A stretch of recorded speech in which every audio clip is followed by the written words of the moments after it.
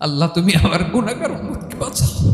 বিশ্বনবী পাগলের মতো একবার হাউজে কাউসারে যাবেন, একবার সিরাতে যাবেন, একবার পুলসিরাতের দিকে, একবার হাউজে কাউসারের দিকে পাগলের মতো দৌড়াতে থাকবেন। তার কোনো গুনাহগার উম্মত যাতে জাহান্নামে ঢুকে না যায়। সেদিন কেউ সুপারিশ করতে পারবে না বিশ্বনবী ছাড়া। কিয়ামতের ময়দানে ওই বিভীষিকাময় সময়ে মুসিবতের কালে মানুষগুলো পাগল হয়ে বিশ্বনবীকে খুঁজতে আরম্ভ করবে। সবাই মিলে বিশ্বনবীর কাছে যেয়ে বলবে, ইয়া রাহমাতাল লিল আলামিন, ইয়া খাতামান নবীন, রাহমাতাল লিল আলামিন। দেখেন আমাদের কি অবস্থা, কি কঠিন বিপদে আমরা আছি, দাঁড়াতে পারি না, সূর্যের আলোতে ঘেমে হয়রান। আজকে কেউ সুপারিশ করতে পারবে না। সব নবীরা অপারগতা স্বীকার করেছে, তারা বলেছে আপনি ছাড়া কেউ নাকি আল্লাহর সামনে দাঁড়াতে পারবেন না, আপনি একটু সুপারিশ করেন। বিশ্বনবী বলবেন, আসো আসো, আজকের দিনে আমি ছাড়া আল্লাহর সামনে কেউ দাঁড়াতে পারবে না। বিশ্বনবী মাকামে মাহমুদে যে আল্লাহু আকবার বলে সিজদায় লুটিয়ে পড়বেন।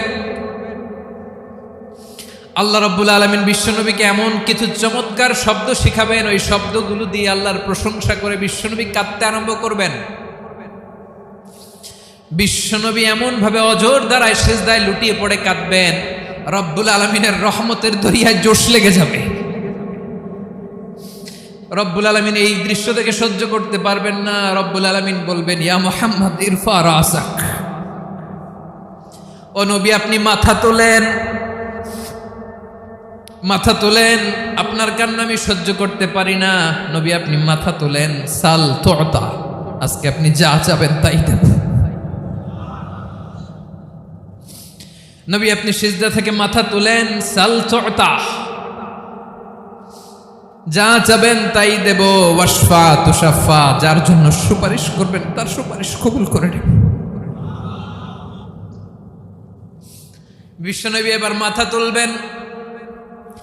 যে বিভীষিকাময় সময়ে প্রত্যেক নবী বলেছেন আমি পারবো না, প্রত্যেক নবী বলেছেন নফসি নফসি, আমার কি হবে আমি জানি না, আল্লাহ আমারে বাঁচাও।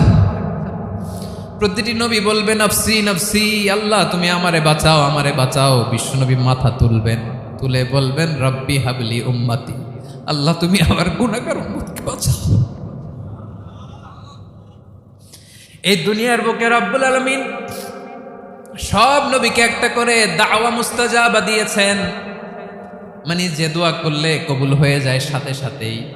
দাও বিহা, দুনিয়ার সব নবীরা ওই দোয়াটা দুনিয়ায় করে ফেলেছে। সব নবীকে আল্লাহ একটা করে দোয়া দিয়ে